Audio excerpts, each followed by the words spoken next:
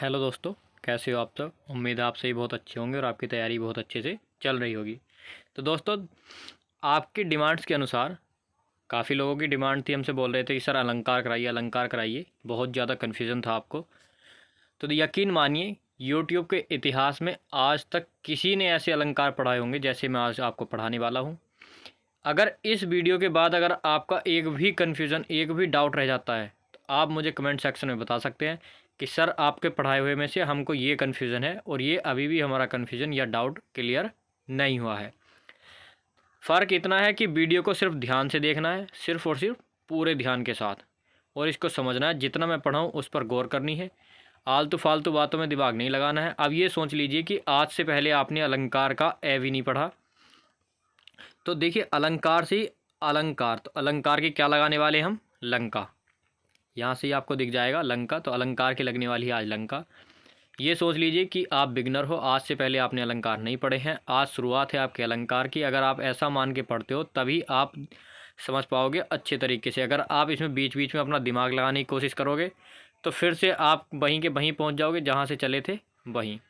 फिर आपका कन्फ्यूज़न बढ़ जाएगा। तो सिर्फ और सिर्फ मेरा पढ़ाया हुआ पढ़िए। अगर आपने अच्छे से पढ़ रखे हैं पहले से, तब ये वीडियो अगर आप देखो या ना देखो, ये आपकी समझ के ऊपर है। लेकिन अगर आप पढ़ते हो, अगर आपने पहले से ही पढ़ रखे हैं, तो कुछ ना कुछ नया मिलेगा। ऐसा नहीं है कि आपका नुकसान होगा।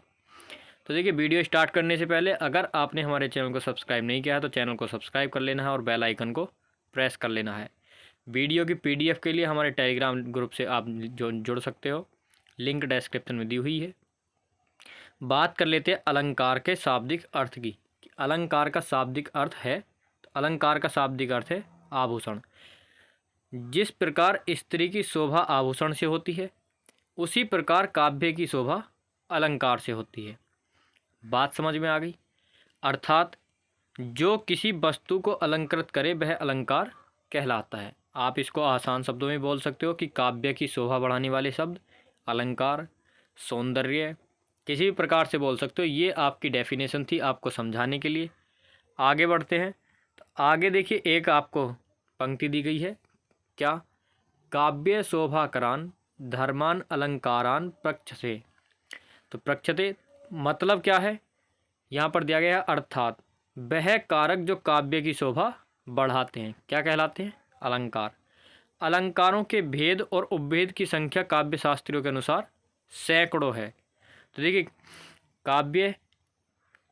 अलंकार के भेद और उसके उपभेद कितने हैं, सैकड़ों। लेकिन हम कुछ गिने चुने पढ़ते हैं, तो उसकी वर्णन मैं आगे करने वाला हूँ। अलंकार से तात्पर्य, आपसे अलंकार की संधि विच्छेद पूछ लेता है, तो अलंकार की संधि विच्छेद होती है अलम प्लस कार। आगे अलंकार के भेद देख लेते हैं। और एक बात और मैं आपको बता दूं, एक बच्चा है हमारे साथ जुड़ा हुआ, वो अक्सर हमारे साथ कमेंट करता रहता है, वीडियो को शेयर करता है, स्टार्टिंग से जुड़ा हुआ है और बहुत अच्छा बच्चा है, आगरा से है वो। उन्होंने बोला था कि सर पेपर से ना पढ़ा करके आप PDF से पढ़ाइए। तो देखिए, इसमें बहुत टाइम लग गया है PDF को तैयार करने के लिए। तो वीडियो अगर अच्छी लगे तो दोस्तों शेयर ज़रूर करना, और सबसे महत्वपूर्ण बात, इसको लाइक ज़रूर करना। बहुत मेहनत से 3 बुक्स और अपने नोट्स लेकर के तब आपके लिए बनाया गया है। अब आप बोलोगे सर 3 बुक्स क्यों ली? तो 3 बुक्स इसलिए कि जिसमें सब में से देख करके कि आपसे कुछ छूट ना जाए, और एक आसान भाषा में कि आपको आसानी से समझ आ जाए। तो सभी को मिला करके सब में देखते हुए तब आपके लिए तैयार किए गए हैं अलंकार। मैंने आपसे पहले ही बोला था कि आपके लिए रस, छंद, अलंकार, इसकी जो मटेरियल है वो तैयार हो रहा है। देखिए, टाइप भी मुझे ही करना पड़ता है, सब काम मुझे ही करने पड़ते हैं, नोट्स भी मुझे बनाने पड़ते हैं, वीडियो मुझे बनानी पड़ती है, एडिट मुझे करनी पड़ती है, सिर्फ और सिर्फ जो भी काम है मुझे करना पड़ता है। लेकिन आपका एक छोटा सा काम है कि लाइक वाले बटन को क्लिक करना है, लाइक हो जाएगा, और चैनल को सब्सक्राइब करना है, वो भी आपको एक क्लिक से कर देना है। तो दोस्तों, इस बात का ध्यान रखते हुए आगे पढ़ते हैं कि अलंकार के कितने भेद हैं। तो देखिए, यहाँ पर भी मैं आपको डाउट होता है कि कहीं कहीं 2 देता है, कहीं कहीं 3 देता है, तो ये डाउट भी आपको क्लियर करके चलूँगा कि 2 कैसे हैं और 3 कैसे। अलंकार के भेद, तो जब आपसे पूछे कि अलंकार के मुख्यतः कितने भेद होते हैं, तब आपको लगाना है 2। तो अलंकार के मुख्यतः कितने भेद होते हैं, 2। अब 2 भेद होते हैं तो वो कौन कौन से होते हैं? सबसे पहला शब्द अलंकार और दूसरा अर्थ अलंकार। तो मुख्य रूप से कितने हो गए, 2, शब्द अलंकार और अर्थ अलंकार। अगर आपसे पूछता है कि अलंकार के कुल कितने भेद हैं, बात करें कुल कि अलंकार के कुल कितने भेद हैं, तो अलंकार के कुल 3 भेद हैं, शब्दालंकार, अर्थालंकार और उभयालंकार। 2 कब थे वो भी आपको बता चुका हूँ, और 3 कब हैं ये भी आपको बता दिए। इसमें आपको इसके बाद कोई भी कन्फ्यूज़न नहीं होना चाहिए कि 2 कैसे हैं और 3 कैसे हैं। आगे पढ़ लेते हैं। सबसे पहला आता है हमारा शब्दालंकार। तो सबसे पहले हम शब्दालंकार की ही बात करेंगे। शब्दालंकार, जो अलंकार शब्दों के माध्यम से काव्यों को अलंकृत करते हैं वे क्या कहलाते हैं? आपके शब्दालंकार।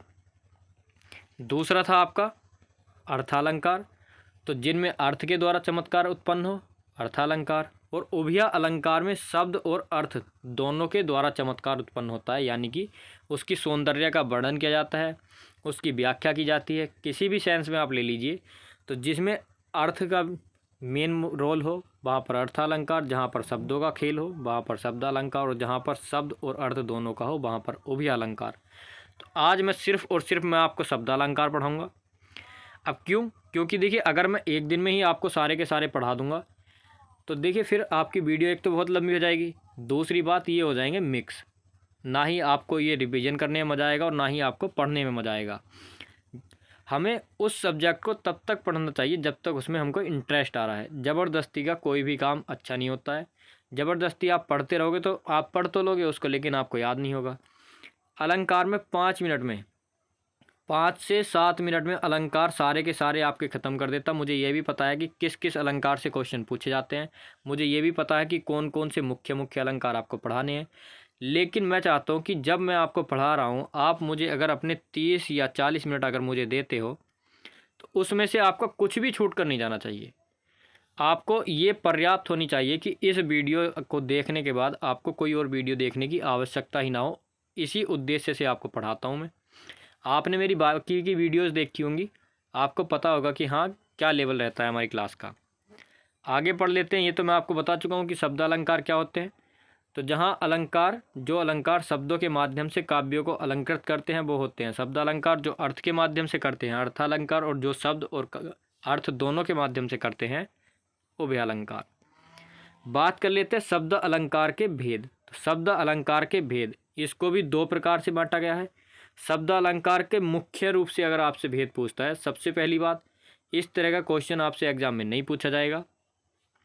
दूसरी बात, हर बात के 2 मतलब होते हैं, एक पॉजिटिव एक नेगेटिव। तो यहाँ पर भी आप 2 ऑप्शन लेके चलिए आप, क्योंकि आपको एग्जाम में 4 ऑप्शन मिलेंगे तो यहाँ पर आप 2 ही ले लीजिए। एक ऑप्शन होगा कि पूछा जाएगा और एक ऑप्शन होगा आपसे नहीं पूछा जाएगा। ये है आपका 90%, तो कम से कम 10% इसको भी तो लेके चलिए कि हाँ आपसे पूछ लिया जाएगा। तो देखिए, अगर आपसे पूछ लिया तो आपसे कैसे बताना है। अगर आपसे पूछता है कि मुख्य रूप से कितने प्रकार के होते हैं, तो 3 प्रकार के। अब वो कौन कौन से? सबसे पहला अनुप्रास अलंकार, दूसरा यमक अलंकार और तीसरा श्लेष अलंकार। अगर आपसे पूछ लेता है कि कुल कितने होते हैं, तो कुल होते हैं आपके 5। अब ये 5 कौन कौन से होते हैं? तो देखिए, 3 तो पिछले वाले अनुप्रास, यमक और श्लेष, और बाकी के 2 कौन से बचे? तो बाकी के बचे आपके वक्रोक्ति और वीप्स अलंकार। सबसे पहले बात करेंगे हम अपने अनुप्रास अलंकार की। तो चलिए अनुप्रास अलंकार देख लेते हैं कि अनुप्रास अलंकार क्या है। अनुप्रास अलंकार, अनुप्रास अलंकार, तो अनुप्रास की अगर आप संधि विच्छेद करते हो तो अनु प्लस के प्रास। अनु का अर्थ होता है बार बार, प्रास का अर्थ होता है वर्ण। तो क्या अर्थ हुआ कि जहाँ वर्ण बार बार आए, यानी वर्णों की, व्यंजन वर्णों की आवृत्ति बार बार हो, तो वहाँ पर होता है आपका अनुप्रास अलंकार। आप इसकी डेफिनेशन भी देख सकते हैं। जब किसी पंक्ति के शब्दों में एक ही वर्ण एक से अधिक बार आता है या बार बार आवृत्ति हो तो वह अनुप्रास अलंकार कहलाता है। ध्यान देना है, बिल्कुल कंफ्यूज नहीं होना है। एक ही वर्ण एक से अधिक बार आता है या बार बार, एक से अधिक बार को भी आप बार बार भी बोल सकते हो, तो वहाँ पर कौन सा अलंकार होगा? अनुप्रास अलंकार। जैसे ये रहा आपके सामने एग्जाम्पल, चारू चंद्र की चंचल किरणें खेल रही थी जल थल में। यहाँ पर आपको कहीं कहीं है भी देखने को मिल सकता है कि चारू चंद्र की चंचल किरणें खेल रही हैं जल थल में। तो देखिए, यहाँ पर आपसे च वर्ण की आवृत्ति बार बार देखने को मिल रही है आपको, चारू, चंद्र, चंचल। तो इस तरह से यहाँ पर इसकी मैंने देखिए PDF आपको देनी है, तो उस हिसाब से मैंने यहाँ पर थोड़ा और डिटेल में आपको लिख करके दिया है, ताकि आप नेक्स्ट टाइम अगर PDF से भी रिवाइज़ करते हो तब आपको कुछ भी सोचने की आवश्यकता ना पड़े। ऊपर दिए गए उदाहरण में आप देख सकते हैं कि च वर्ण की आवृत्ति हो रही है, यानी च वर्ण की आवृत्ति बार बार हुई, जो मैंने अभी आपको बताया। चारू, चंद्र, चंचल तीनों में च च च आ रहा है बार बार। तो बार बार अगर एक ही वर्ण की आवृत्ति होती है तो वहाँ पर होता है हमारा अनुप्रास अलंकार। दूसरा ऑप्शन एग्जाम्पल, यहाँ पर भी देखिए क्लास में मैंने आपके लिए 2-2, 3-3 एग्जाम्पल रखे हैं, और इसके बाद होगा हमारा एक प्रैक्टिस सेशन, जिसमें कम से कम मैं आपको 200 के आसपास अलंकार की क्वेश्चन आंसर कराऊंगा। अब आप समझ सकते हो कि जब आपके लिए अलंकार हो रहे हैं तो आपके लिए कितना कुछ सोचा भी गया है और किस लेवल तक आपके अलंकार करा दिए जाएंगे। फ़र्क सिर्फ इतना है, आपको डेली क्लास अटेंड करनी है, ध्यान से क्लास पढ़नी है, जितना बताया जाए उतना समझना है। ओवर स्मार्ट बनने की आवश्यकता नहीं है। ओवर स्मार्ट बनना है आपको प्रैक्टिस सेशन में, जब आपसे क्वेश्चन कराए जाएंगे तब आपको ओवर स्मार्ट बन के दिखाना है। तब आपको दिखाना है कि आपके पास कितनी नॉलेज है और आपने हमसे कितना सीखा और पहले से कितना सीख रखा था। तब अपना स्कोर कमेंट करना है कि सर हमारा स्कोर इतना आ रहा है। दूसरा एग्जाम्पल है कालिंदी कूल कदम्ब की डरनी। फिर से कै वर्ण की आवृत्ति हो रही है। तो देखिए यहाँ पर दिया गया है कि कै वर्ण की आवृत्ति हो रही है। PDF जब आप पढ़ोगे तब आपको कोई प्रॉब्लम नहीं होगी, इसीलिए ये लिखा गया है, वरना मैं तो ऐसे ही बता सकता था आपको। तीसरा एग्जाम्पल है रघुपति राघव राजा राम। रै वर्ण की बार बार आवृत्ति हो रही है, आप देखते ही समझ सकते हो। तो यहाँ पर दिया गया है रै वर्ण की बार बार आवृत्ति हुई है। तो ये था आपका अनुप्रास अलंकार। अब बात कर लेते हैं अनुप्रास अलंकार के भेद। अब इनको कितने भेद हैं इसके? 5 भेद। अनुप्रास अलंकार के 5 भेद होते हैं, तो इसको 5 प्रकार से वर्गीकृत किया गया है। सबसे पहला आता है आपका वृत्त्यानुप्रास, दूसरा छेकानुप्रास, लाटानुप्रास, श्रुत्यानुप्रास और अंत्यानुप्रास। अब हम इनको भी डिटेल में पढ़ने वाले हैं कि ये तो हमने पढ़ लिया अनुप्रास अलंकार क्या होते हैं। अब अनुप्रास अलंकार जैसे आपसे पूछ लेता है समास में, आपका तत्पुरुष समास आता है। अगर आपसे ये दे दिया अव्ययभाव, तत्पुरुष, द्वंद्व, द्विगु ये दे दिया तो आप तो आराम से लगा सकते हो। अगर तत्पुरुष समास का एग्जाम्पल है तो तत्पुरुष समास लगा दिया। लेकिन फिर वो आपसे पूछता है कि कौन सा तत्पुरुष है, कर्ता तत्पुरुष, कर्म तत्पुरुष, संबंध तत्पुरुष, अधिकरण तत्पुरुष। इसी तरह से आपसे अनुप्रास अलंकार की एग्जाम्पल दे के नहीं पूछेगा, देगा आपको अनुप्रास अलंकार का एग्जाम्पल, लेकिन उसमें पूछेगा कि अनुप्रास अलंकार का कौन सा भेद है। तब आपको बताना है कि अनुप्रास अलंकार का कौन सा भेद है। वृत्त्यानुप्रास है, छेकानुप्रास है, लाटानुप्रास है, श्रुत्यानुप्रास या अंत्यानुप्रास। आपसे क्वेश्चन पूछ लिया जाएगा आपके एग्जाम में कि शब्द अलंकार, यानी कि इनमें से कौन सा शब्द अलंकार है। पूछ लेगा कि इनमें से कौन सा अर्थालंकार है। इस तरह से आपसे क्वेश्चन पूछ लेता है, या उसमें नहीं डाल के दे देगा कि इनमें से कौन सा अर्थालंकार का एक उदाहरण नहीं है। तो इस तरह से आपको सभी चीज़ें ध्यान रखनी। आज मैंने आपको सारे के सारे शब्द अलंकार दिखा दी कि कौन कौन से शब्द अलंकार के अंतर्गत आते हैं, मुख्य रूप से भी और कुल भी बता चुका हूँ। उसके बाद हमने अनुप्रास अलंकार पढ़ लिया। उसके बाद हम देखने वाले हैं कि अनुप्रास अलंकार के भेद। चलते हैं अपने वृत्त्यानुप्रास की तरफ। तो वृत्त्यानुप्रास क्या कहता है? जहाँ एक व्यंजन की आवृत्ति एक से अधिक बार या अनेक बार हो। तो देखिए यहाँ पर क्या बताया गया है, एक व्यंजन की आवृत्ति एक से अधिक या बार बार हो, अनेक बार हो। एक ही व्यंजन की आवृत्ति हो रही है, किसकी आवृत्ति हो रही है? व्यंजन की। कितनी बार? एक से अधिक बार। कौन सा होगा? वृत्त्यानुप्रास। बिल्कुल ध्यान से पढ़ना है। एग्जाम्पल देख के बताता हूँ आपको। जैसे एग्जाम्पल क्या है, चारु चंद्र की चंचल किरणें। अभी पीछे भी आपको एग्जाम्पल बताया था कि चारु चंद्र की चंचल किरणें खेल रही थी जल थल में। ये दे दिया, आपसे पूछ लिया कि कौन सा है, यमक, श्लेष, अनुप्रास कौन सा है, तब आप एकदम फट से बता दोगे कि च च च बार बार आवृत्ति हो रही है, हमारा सीधे सीधे अनुप्रास अलंकार है। लेकिन जब आपसे पूछता है कि वृत्त्यानुप्रास है, श्रुत्यानुप्रास है, अंत्यानुप्रास है, लाटानुप्रास, छेकानुप्रास, इनमें से कौन सा है, तब आपको ध्यान देना है कि जहाँ पर एक व्यंजन की आवृत्ति बार बार या 2 बार, 2 से अधिक बार इस तरह से हो रही थी, वहाँ पर था हमारा सिर्फ एक व्यंजन की वृत्त्यानुप्रास। चंदू के चाचा ने चंदू की चाची को चांदी की चम्मच से चटनी चटाई। कुछ भी आगे लगा सकते हो, इतना ही आपके लिए काफ़ी है। चंदू में चे आ गया, चाचा का चे, चंदू का च, चाची का च, मतलब कहने का ये है च वर्ण की आवृत्ति बार बार हो रही है यहाँ पर। तो जब एक व्यंजन की अनेक बार आवृत्ति होती है तो वहाँ पर कौन सा होता है, वृत्त्यनुप्रास। दूसरा आता है हमारा छेकानुप्रास। छेकानुप्रास की बात कर लेते हैं, जहाँ कोई वर्ण केवल 2 बार आए। अंतर पता चल गया, वृत्त्यानुप्रास में कोई एक व्यंजन वर्ण बार बार यानी अनेक बार आ रहा था, और यहाँ पर छेकानुप्रास में सिर्फ और सिर्फ 2 बार आए। बहुत ज़्यादा ध्यान देने की आवश्यकता है, केवल 2 बार। अब यहाँ पर देख लीजिए, तुमसे मिलना बातें करना बड़ा अच्छा लगता है, आगे ये है सॉन्ग है, थोड़ा मज़ा भी आएगा, थोड़ा इंटरेस्ट भी आएगा, और इस तरह के एग्जाम्पल आपको याद भी रहते हैं। तो इसलिए कोई कोई एग्जाम्पल मैंने इस टाइप का भी आपके लिए डाल दिया है। तो देखिए यहाँ पर न वर्ण की आवृत्ति सिर्फ 2 बार हुई है। अगर आप इसको आगे भी देखते हो, बड़ा अच्छा लगता है, तो कहीं भी आपको न देखने को नहीं मिलेगा। नेक्स्ट एग्जाम्पल है आपका अति आनंद मगन महतारी। अति का ए ले लीजिए, आनंद का ए, मगन का मैं, और महतारी का भी मैं। देखिए एक से अधिक भी हो सकते हैं वर्ड, लेकिन आवृत्ति पर ध्यान देना, आवृत्ति होगी आपकी सिर्फ और सिर्फ 2 बार। तो जहाँ पर 2 बार आवृत्ति वहाँ पर छेकानुप्रास, और जहाँ पर अन्य एक से मतलब अनेक बार तो यानी वृत्त्यानुप्रास। अगला है कानन कठिन भयंकर भारी। कै और भय। देखिए 2 बार आवृत्ति हो रही है, तो जहाँ पर 2 बार आवृत्ति क्या बताया था आपको, छेकानुप्रास। आप इसको ऐसे भी याद रख सकते हो कि 2 लड़के हैं और एक माता के 2 बच्चे हैं। तीसरा कोई आदमी कहता है कि देखिए छोटा वाला तो बड़ा वाला तो शैतान था ही था, छोटा वाला उसको भी छेक गया। तो कितनों की बात हो रही है, 2 की। तो जब इस तरह से बात चलती है कि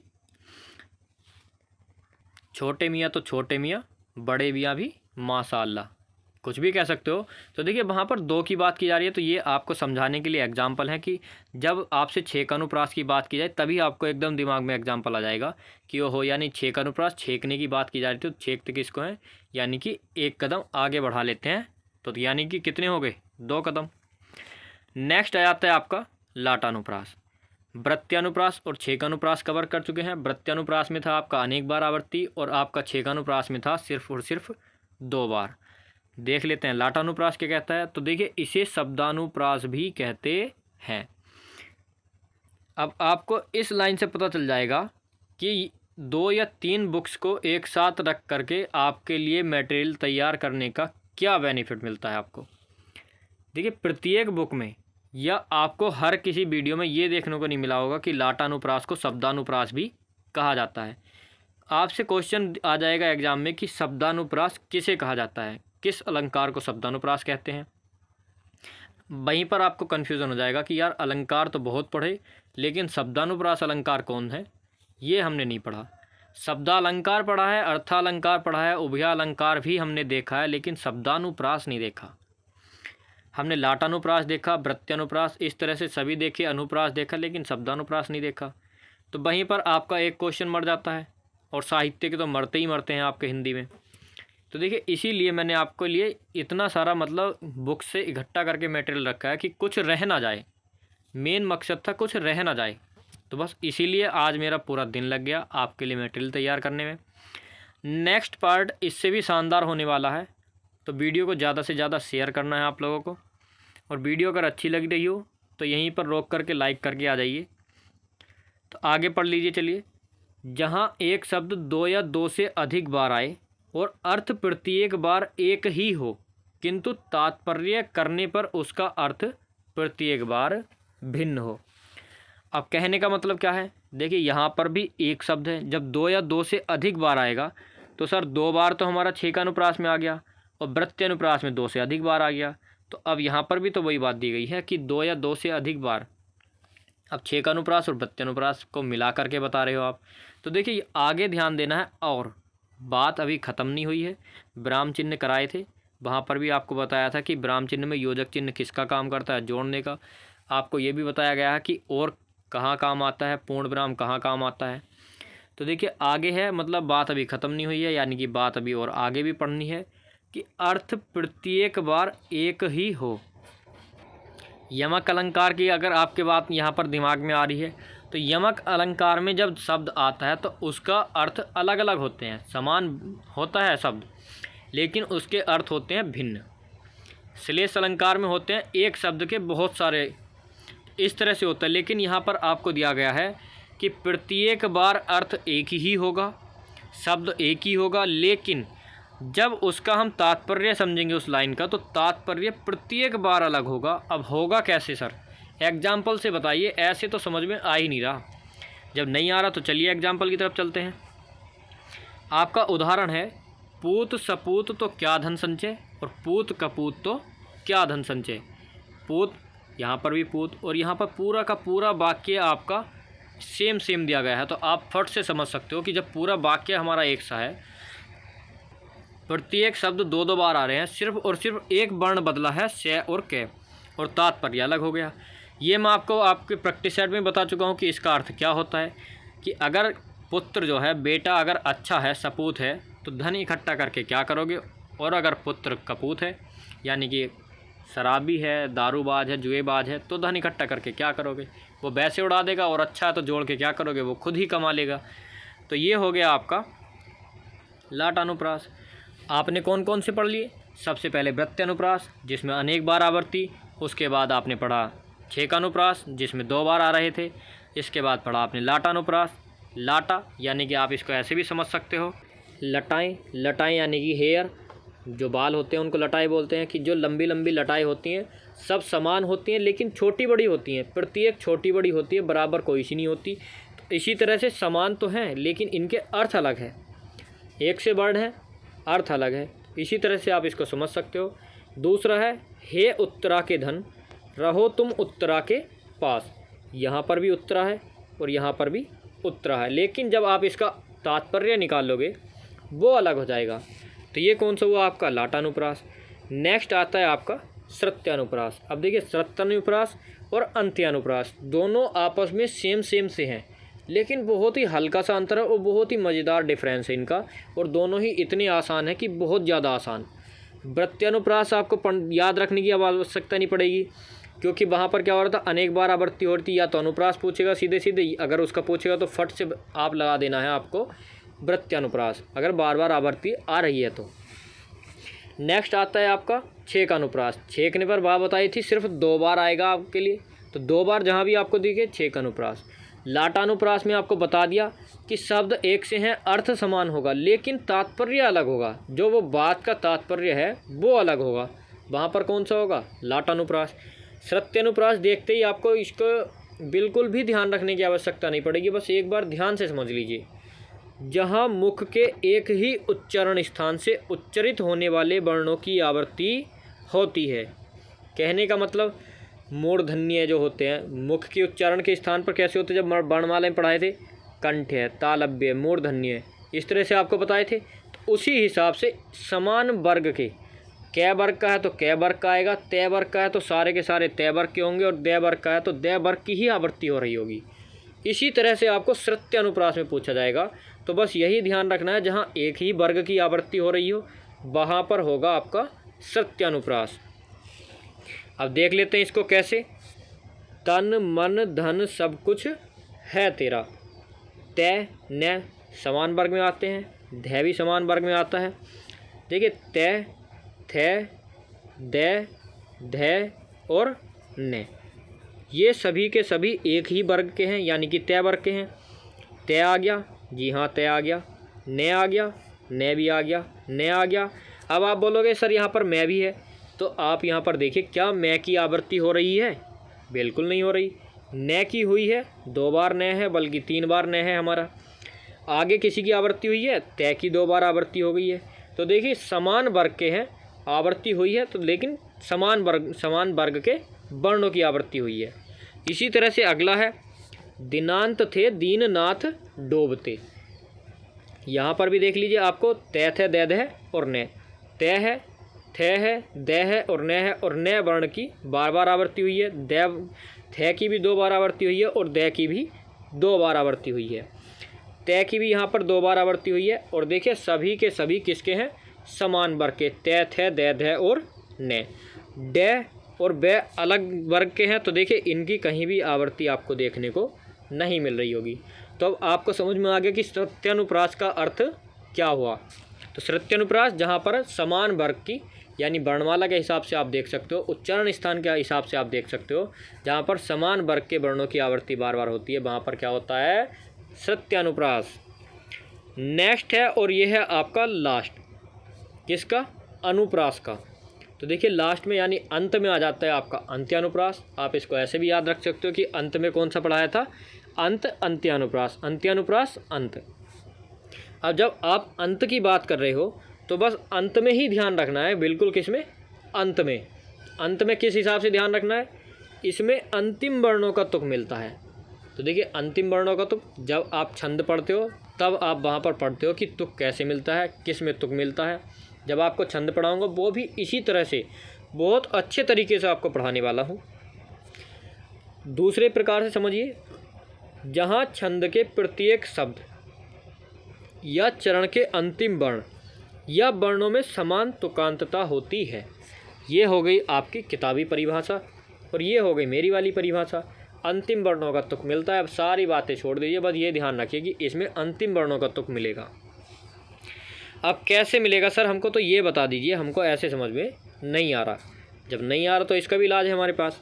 एग्जाम्पल से देखिए, कहत नटत रीझत खिजत मिलत खिलत लजियात।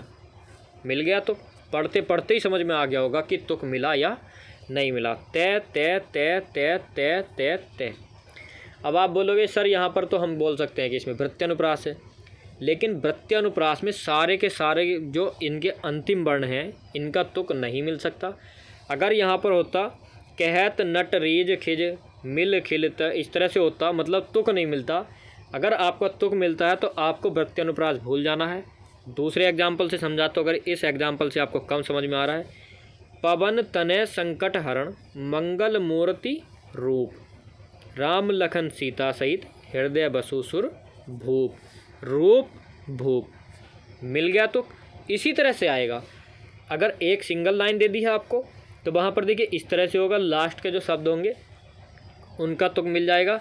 अन्यथा आपसे अधिकतर 2 पंक्ति दे करके ही आपसे ये जो पूछता है लास्ट का अंत्यानुप्रास, जब आपसे पूछेगा अंत्यानुप्रास का तो आपको अधिकांशतः 2 पंक्ति देगा, या फिर यही एग्जाम्पल आपको आपके एग्ज़ाम में देखने को मिल जाएगा।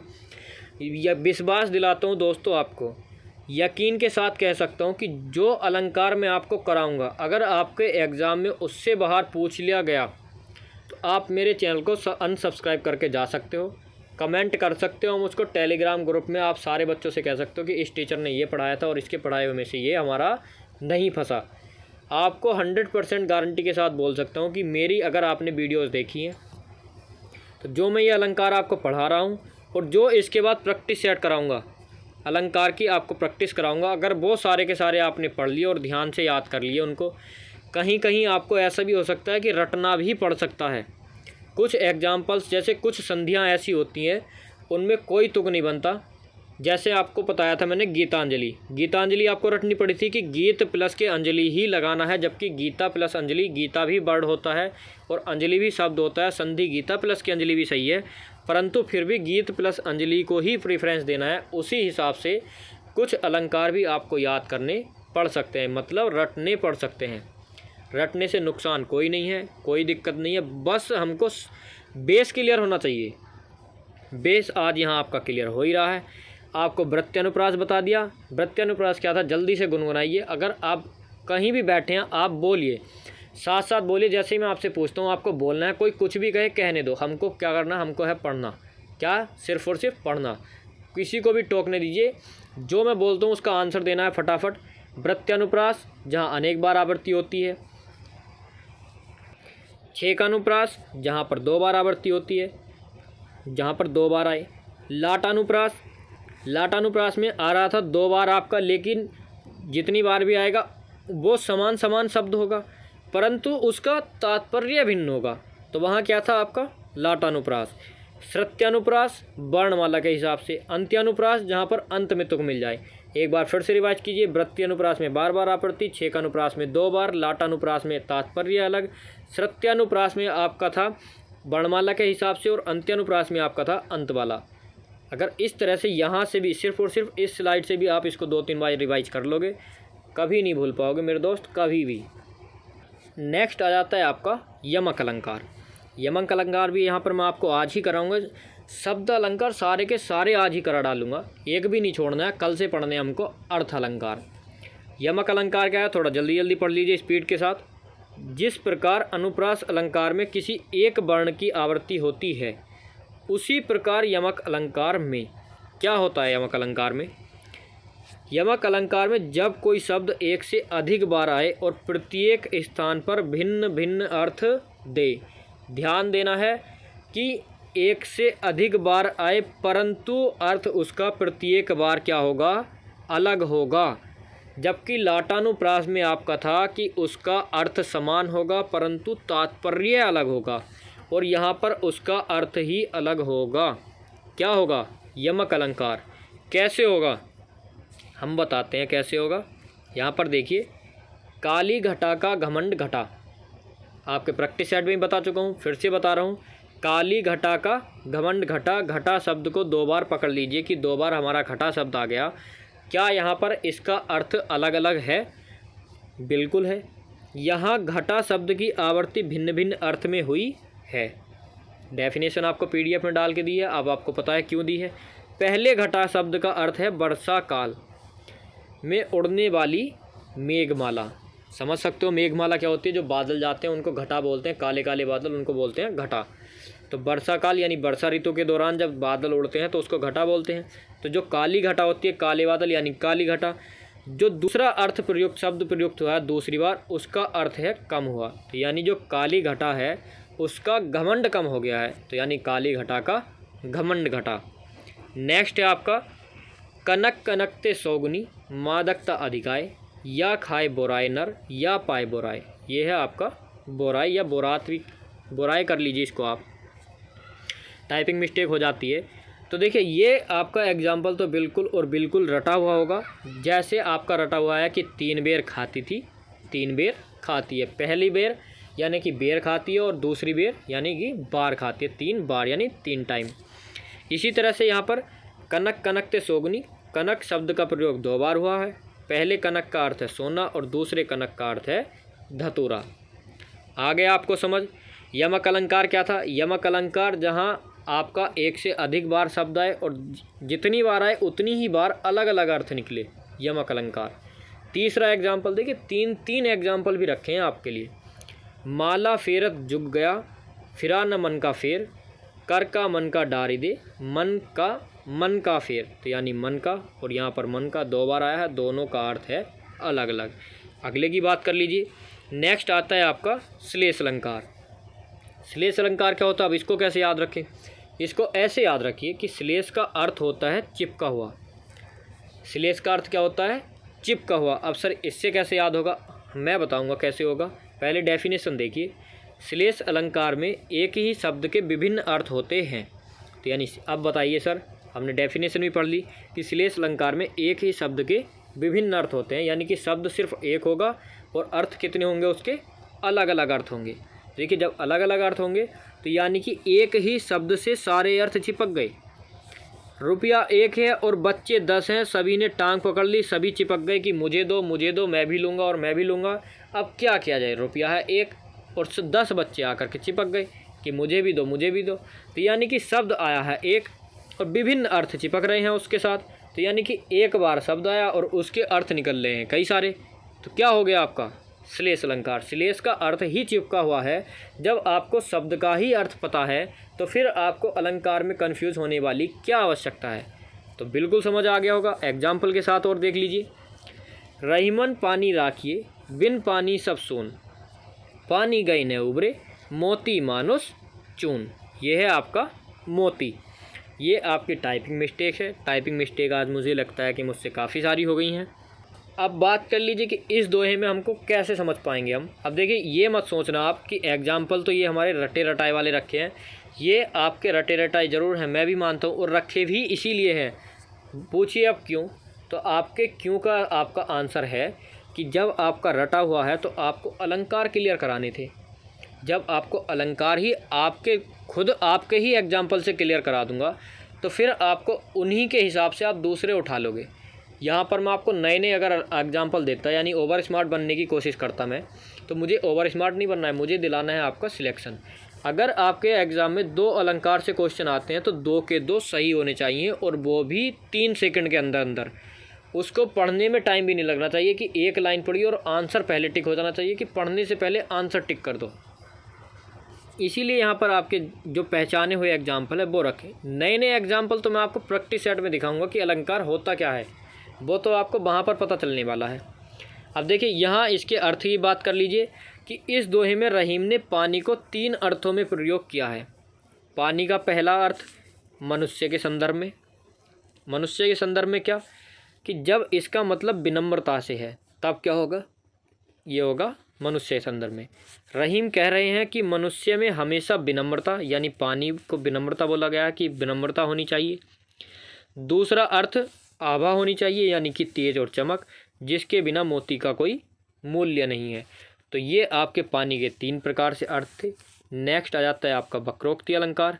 अब वक्रोक्ति अलंकार क्या है, जब किसी व्यक्ति के द्वारा कही गई बात का जानबूझकर अलग अर्थ निकाला जाए, कहा कुछ और जाए और समझा कुछ और जाए, तो वहाँ पर क्या हो गई, वक्रोक्ति अलंकार। जब आप किसी को कुछ समझाने की कोशिश करते हो तो आप उससे कहते हो कुछ और, वो कहता है कुछ और, तो आप उससे बोलते हो कि ज़्यादा बकलोली मत कर वरना 2 दूंगा कान के नीचे, जो बता रहा हूँ उतना समझ ले। तो यानी कि बकलोली मत कर। जब आपको गुस्सा आता है, कब आता है आपको गुस्सा, कब बोलते हो आप ये लाइन, कि यानी बकलोली से आप वक्रोक्ति समझ सकते हो कि बकलोली मत कर, जब आप कुछ समझाना चाह रहे हो और वो समझ नहीं रहा, ऊट पटांग बातें कर रहा है बीच बीच में, तो क्या आ गया आपको गुस्सा, तो आप बोलते हो बकलोली मत कर। जो समझा रहा हूँ वो समझ, ऐसा मत कर कि कहा कुछ और जा रहा है और समझ कुछ और रहा है, कि यानी जानबूझकर अलग अर्थ निकाल रहा है, तो यानी बकलोली मत कर। तो क्या हो गया आपका वक्रोक्ति अलंकार। जैसे आपने बोला यहाँ से भाग मत पढ़, तो आपने तो बोला है यहाँ से भाग मत। अब देखिए यहाँ पर तो आपने पढ़ रहा है आप, तो यहाँ पर आपको कोमा दिख गया, तो आपको फट समझ जाना है कि जब कोमा दिख रहा लग रहा है तो यानी कि एक वाक्य हमारे को विराम चिन्ह लेना है। यहाँ पर जब विराम चिन्ह देते तो थोड़ा सा ठहरना है। यह है आपका अल्प विराम, तो यानी कि अल्प समय के लिए आपको यहाँ पर ठहरना है। तो जब अल्प समय के लिए ठहरना तो आप रुकोगे तो, लेकिन जब आप बोलोगे तो आप ये थोड़ी बोलोगे यहाँ से भाग मत पढ़, आप तो एकदम बोल दोगे जब वो भाग रहा होगा कि यार भाग मत पढ़ ले, इस तरह से। तो उसने क्या अर्थ निकाला, यहाँ से भाग मत पढ़, यानी पढ़ मत भाग ले, तो ये यानी कि जानबूझकर गलत अर्थ निकाल लिया। वक्रोक्ति अलंकार के भी आपके 2 भेद हैं। पूरे के पूरे तरीके से पढ़ाऊंगा। चाहता तो मैं इनको श्लेष वक्रोक्ति और काकु वक्रोक्ति को छोड़ सकता था, लेकिन मैंने आपसे वादा किया है कि छूटने कुछ भी नहीं दूंगा। सिर्फ और सिर्फ आपको वीडियो लास्ट तक देखनी थी, और वीडियो लास्ट होने वाली है। जुड़े रहिए हमारे साथ बिल्कुल और बिल्कुल एंड तक। वीडियो अच्छी लग रही हो तो प्लीज़ लाइक ज़रूर कर देना, उससे मुझे मोटिवेशन मिलेगा कि मैंने इतनी मेहनत की आपके लिए, तो आपको वीडियो ये पसंद आई। मैं चाहता हूँ कि इस वीडियो में अगर 100 व्यूज़ हैं, एक आंकड़ा मान के चल रहा हूँ, अगर 100 व्यूज़ हैं तो 75 लाइक तो होने ही चाहिए, क्योंकि 100% तो हम रिजल्ट नहीं ले सकते, हमारी हाथ की 5 उंगली में बराबर नहीं है। तो देखिए मेरे कहने के अनुसार तो सारे बच्चे करेंगे नहीं लाइक, उनको अच्छी लगेगी तभी करेंगे। अगर आपको अच्छी लगे तो लाइक करना, और अच्छी ना लगे तो डिसलाइक ज़रूर करना। मुझे ये तो पता रहेगा कि हाँ मेरी कुछ ना कुछ कमी रह गई, और जब डिसलाइक करो तो उसका रीज़न ज़रूर बताना, ताकि मुझे पता पड़े कि आगे को मुझे क्या सुधार करना है। तो देखिए वक्रोक्ति अलंकार मैं आपको करा चुका हूँ। भेद की बात कर लेते हैं, तो सबसे पहला श्लेष वक्रोक्ति और दूसरा काकु वक्रोक्ति। अब श्लेष वक्रोक्ति क्या होता है सर, ये तो बहुत डीप में पहुंच गए। तो देखिए ज़्यादा डीप में नहीं लेके जाऊंगा, इसके एग्जाम्पल छोड़िए। वक्रोक्ति अलंकार बता चुका हूँ, ये आपसे नहीं पूछे जाते, लेकिन अगर आपको कहीं और पढ़ने को मिलते तो फिर आप बोलते कि सर आपसे ये छूट गया। तो छोड़ना कुछ नहीं था, इसलिए इनको भी समेट लिया। बहुत आसान शब्दों में आसान व्याख्या दी है, इसकी आसान परिभाषा दी है।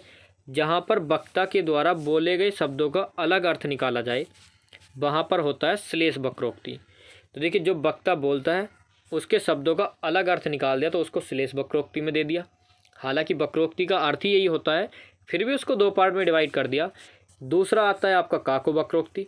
अब काकु वक्रोक्ति क्या है, जब वक्ता द्वारा बोले गए शब्दों का उसकी कंठ ध्वनि के कारण श्रोता कुछ और अर्थ निकाले, वहाँ पर होता है काकु वक्रोक्ति। कंठ ध्वनि के कारण, यानी कि बोलने के तरीके, जो मैंने आपसे कुछ बोला तो मेरी जो कंठ ध्वनि अगर उसमें कोई गड़बड़ हो गई तो जो आपको समझ आएगा, जैसे कभी कभी आप बोलते हो, जैसे कोई मोबाइल नंबर बोलते हो तो 9 बोलते हो तो वहाँ पर 2 समझ आ जाता है, तो फिर आप बोलते हो कि 2 है 2 या 9 है 9। तो इस तरह से आपको बोलने के आधार पर जो आपका कन्फ्यूजन होता है तो वो आता है आपका काकू बकरोक्ति में।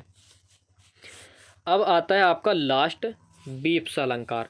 इसके साथ ही आपके शब्द अलंकार खत्म हो जाएंगे, उसके बाद चलेगा आपका अर्थ अलंकार। तो सबसे आसान यही अलंकार है बीप्सा, जब आदर, शोक, घृणा, घबराहट, आश्चर्य आदि मनोभावों को प्रकट करने के लिए शब्दों की आवृत्ति हो, वहाँ होता है आपका बीप्सा अलंकार। ध्यान सिर्फ यही रखना है कि आदर, शोक, घृणा, घबराहट, आश्चर्य, इसको पहचानने का तरीका आपको बता देता हूँ। यहाँ पर आपको देखिए इस तरह के वर्ड देखने को मिलेंगे, यानी कि विस्मयादिबोधक, जैसे राम राम, देखो देखो, मधुर मधुर मेरे दीपक जल, एक लाइन बोली मधुर मधुर मेरे दीपक जल, तो यहाँ पर आपको मधुर मधुर पकड़ लेना है। छी छी आ जाएगा, बोलेगा छी छी इतना गंदा, तो किसका आपका एग्जाम्पल हुआ, तो ये हुआ आपका वक्रोक्ति, सॉरी बीप्स अलंकार का। तो बीप्स अलंकार में सिर्फ यही देखना है, अगर आपसे कोई आदर सूचक वर्ड, शोक, घृणा, घबराहट या आश्चर्य, इस तरह के मनोभावों को प्रकट करने जैसा शब्द आपको दिख रहा है तो वहाँ पर हो गया आपका बीप्स अलंकार। तो दोस्तों ये थे आज के आपके अलंकार। तो हमने आज शब्द अलंकार आपके ख़त्म कर लिए। तो आपको एक बार रिवाइज करवा देता हूँ कि सबसे पहले पढ़ी थी आपने अलंकार की परिभाषा, अलंकार का अर्थ, अलम प्लस कार उसकी संधि। उसके बाद पढ़ा था आपने शब्द अलंकार की, शब्द अलंकार कौन कौन से होते हैं, कितने प्रकार के होते हैं। अनुप्रास पढ़ा था, उसमें अनुप्रास के 5 भेद आपको पढ़ लिए, प्रत्यनुप्रास, छेकानुप्रास, लाटानुप्रास, श्रुत्यनुप्रास और अंत्यानुप्रास। उसके बाद आपने यमक, श्लेष, वक्रोक्ति और बीप्स अलंकार पढ़े। तो ये सब आज आपका पढ़ाया हुआ हो गया। तो दोस्तों अगर वीडियो अच्छी लगी तो प्लीज़ लाइक ज़रूर करना। आज तक मैंने आपसे इतना जोर दे करके लाइक करने को नहीं बोला हुआ जितना कि मैं आज बोल रहा हूँ, क्योंकि आज मैंने बहुत मेहनत की है आपके लिए। दोस्तों इसको शेयर भी ज़रूर करना, जितनी ज़्यादा मात्रा में आप शेयर करोगे, जितने ज़्यादा व्यूज़ आएंगे, मुझे उतना ज़्यादा मोटिवेशन मिलेगा। क्योंकि कभी कभी ऐसा होता है ना कि आपकी कोई एक वीडियो वायरल हो जाती है, तो देखिए आपकी अगर एक भी वीडियो वायरल हो गई तो उससे आपको बहुत बेनिफिट मिलता है। बेनिफिट मिलता है क्या क्या बेनिफिट मिलता है, देखिए मुझे कोई इनकम नहीं हो रही है इन वीडियो से, क्योंकि मेरा चैनल मैंने मोनेटाइज किया ही नहीं है। मेरा क्राइटेरिया पूरा हो गया है लेकिन मैं अभी मोनेटाइज नहीं कर रहा हूँ। मैं चाहता हूँ कि जो मैंने सोच रखा है अगर वो कंप्लीट होता है तब मैं इसको मोनेटाइज करूँगा। आप सोच रहे होंगे कि मैं बकवास पेल रहा हूँ, तो ऐसा कुछ नहीं है, मेरा वाकई में क्राइटेरिया पूरा हो चुका है, लेकिन मैं मोनेटाइज नहीं कर रहा हूँ अभी। अब वो मैं आपको बाद में बताऊँगा, जब मैं शॉर्ट्स वीडियो बनाया करूँगा उसमें आपको आपके साथ में सारा का सारा अपना सब कुछ शेयर करूँगा कि मेरा जो भी जर्नी रही मेरी यूट्यूब के ऊपर, वो सारे अपने एक्सपीरियंस सब कुछ आपके साथ शेयर करूँगा कि क्या क्या मुझे किन किन दिक्कतों का सामना करना पड़ा, किस तरह से मैं वीडियो बनाता, तो वो सब आपके साथ शेयर होगा। बस आप इस वीडियो को ज़्यादा से ज़्यादा लाइक करना, दोस्तों के साथ शेयर करना। और दोस्तों अगर वीडियो अच्छी लगी हो तो चैनल को सब्सक्राइब कर लो, क्योंकि हमारी सारी वीडियो इतनी ही दमदार और इतने ही शानदार कंटेंट के साथ, बल्कि इससे भी मतलब हर वीडियो में कुछ ना कुछ इम्प्रूवमेंट होता चला जा रहा है। मतलब आगे बढ़ते रहो और इम्प्रूवमेंट करते चलो, चेंजेस करते चलो, यानी कि एक से बढ़कर एक वीडियो आपको देखने को मिलने वाली है। तो चैनल को सब्सक्राइब कर लो, बेल आइकन को प्रेस कर लो, जिससे हमारी वीडियोस की नोटिफिकेशन आपको टाइम टाइम मिलते रहें। जो भी नोटिफिकेशन आपका एग्ज़ाम से रिलेटेड कोई आपकी वैकेंसी आती है, किसी भी तरह का कोई नोटिफिकेशन होता है, वो भी आपको मिल जाता है। तो ज़्यादा इधर उधर भागने को छोड़िए, लग जाइए अपनी तैयारी में। तो चलिए दोस्तों आज की वीडियो यहीं तक रखते हैं। धन्यवाद। जय हिंद, जय भारत।